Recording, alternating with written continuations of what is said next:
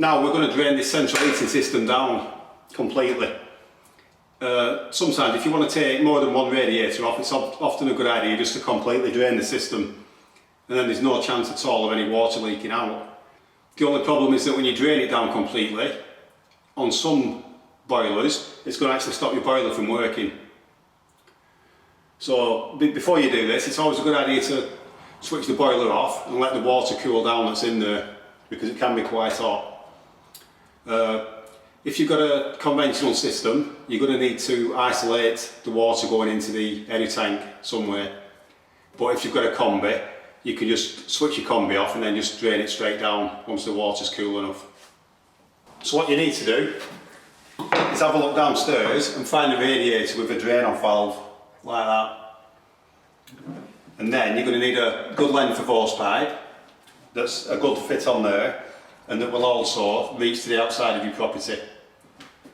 And you're also going to need a Jubilee clip to hold the hose pipe on. So if you just slide that over there and push that onto there. If you've got a really tight fitting hose pipe, you don't really need to bother with the Jubilee clip, but it's always a good idea to have one on. It'll just stop the pipe from slipping off.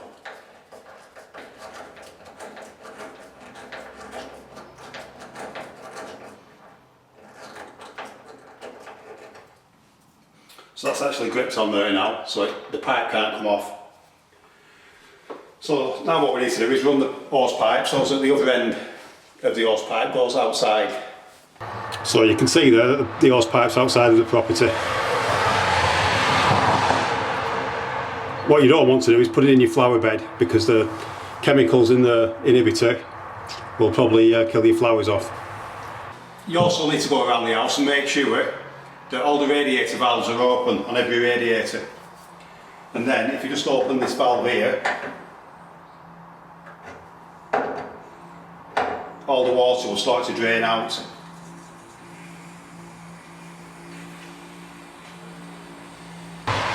And you can see there that the water is actually draining now from the system. But in order to get it all out and to get it out quickly, we're going to go upstairs and open the bleed valves on the radiators upstairs.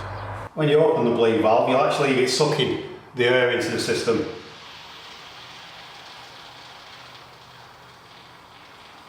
So it'll probably take a good 10, 15, maybe 20 minutes to drain a system completely. So if you open the bleed valves on the upstairs radiators, and then give it a good 10 minutes, and then just go and try one of the downstairs ones. And if water actually comes out, just give it another 5 or 10 minutes and then try it again. And then once you get it where you can open the downstairs ones where there's no water coming out, you can then open all of those bleed valves. And that should ensure that the last little bit of water's out of the system. And then when you've drained it down and you're confident the majority of the water has gone, it's a good idea to go around and close all the bleed valves again. So when the water stops coming out of the end of the hose pipe, that's about as much water as you can actually drain out of the system.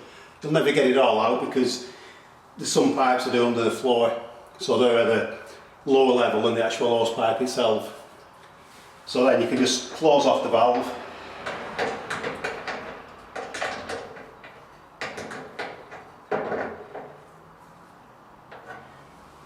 And then you can remove your Jubilee clip and take your hose pipe off.